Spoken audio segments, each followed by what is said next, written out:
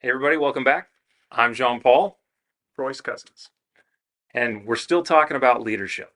All right, and we want to address this kind of a behind the scenes issue almost, but it affects our public performance and when we get out in front of people. So, have you ever seen these scandals, right, where something like blindsides the general public, where some big leader has completely screwed up, right? And the reason I mention that is that it's often these things that are going on behind the scenes that everybody doesn't see that affect, in that case, negative outcomes in public performance. But the reverse is true as well.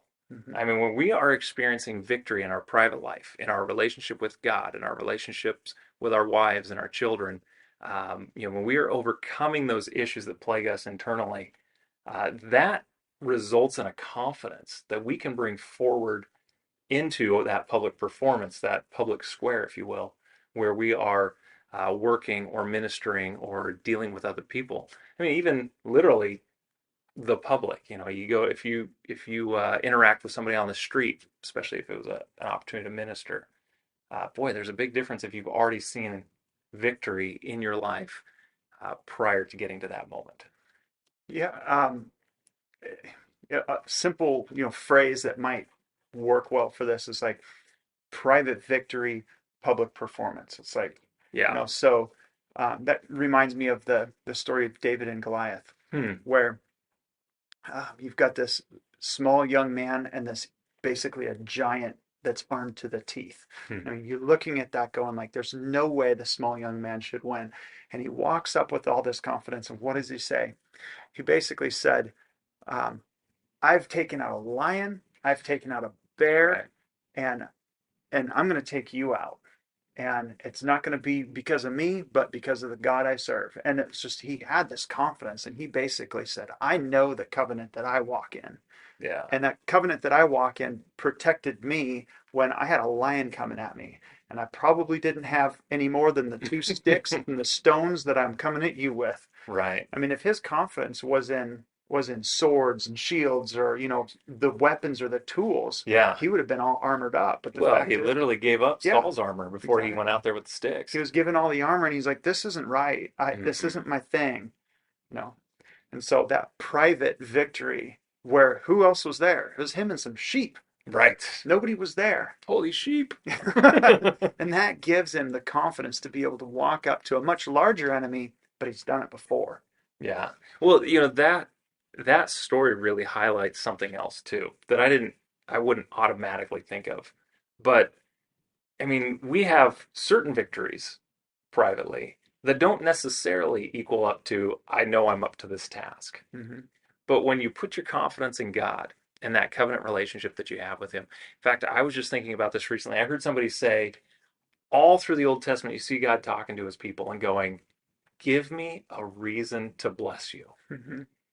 And Jesus spoke to me at that moment. He's like, yeah, now when you're a believer, when you put on Christ, you no matter what your personal performance has been, Hmm. you have the biggest reason to be blessed. I Hmm. mean, literally, God is looking at you as the righteousness of Christ. Yeah. And he's happy to bless that. Yeah. 2 Corinthians 5:21. He made him who knew no sin to be sin for us, that we might become the righteousness of God. Yeah, Yeah. There's a good reason for him to bless you right there. You exactly. become the righteousness of God through Christ.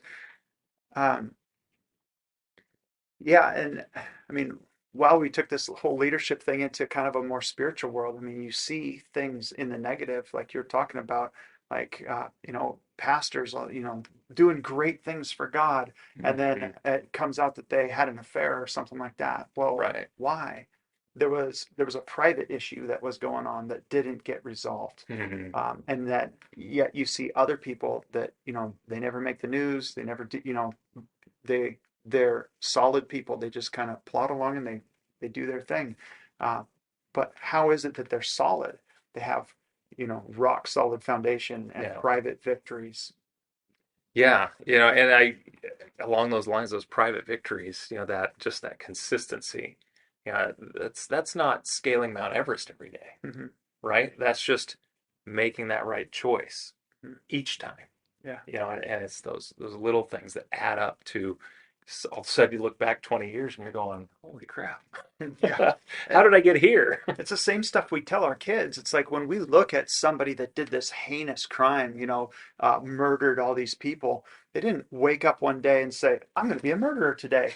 It's just what happened in Right. their brain over small steps and small increments to where their brain is so twisted to where that's now okay. Mm-hmm. And that's the negative, but it paints the same picture in the positive where it's like Sure. if I am constantly doing the right thing, making the small steps, saying no to the wrong things, and I have those small victories of saying no to the wrong things, then Yeah. when it comes down to it, I mean, like anger is a great example. Like if I'm Yeah. taking authority, over myself, and I'm saying I'm going to take that thought captive, make it subject to the obedience of Christ. I'm not going to get mad at that person that just cut me off, and I'm not going to do this. And then when somebody comes in my office and they're all mad at me, I'm still able to stay calm Yeah. generally. Right. Yeah. Well, There's some good stories floating out there. I bet. No, that makes me think of like because I'm in sales, and so the difference between the guys that do really well and the guys that do okay is those little choices. Hey, I'm going to take 20 minutes and I'm going to go through my training manual, or I'm going to practice, how do I handle objections, or, hey, what's the best way to present these options to really help somebody as they're trying to make these decisions. It's that kind of that practice and that, you know, um, it's that practice of getting those small victories on a daily basis. So bringing this all the way back around to leadership again, as I'm standing up or you're standing up in front of a group of people, or if you're standing up in front of a group of people and you're saying to them, this is where we're going to go. This is how we're going to accomplish this. But in your head, you're thinking, I've never successfully done this before. I don't know how we're going to do this. Hmm. It comes across, you're not believable. Right. But if you've had even a small victory somewhere and you go, that's the pattern. This is Yeah. how we're going to get from here to there. It's just a bigger hill, but it's no different. We've done this before. This is what we're going to do, and this is how we're going to do that. Yeah. It comes across. It does. It really communicates loud and clear. Guys, it may seem like a really simple concept, or maybe just a bunch of little concepts that we just talked about, but the power is there. So we'd love for you to ask any questions, find somebody to talk about these ideas with. Hopefully, you got something good out of it. We'll see you on the next one.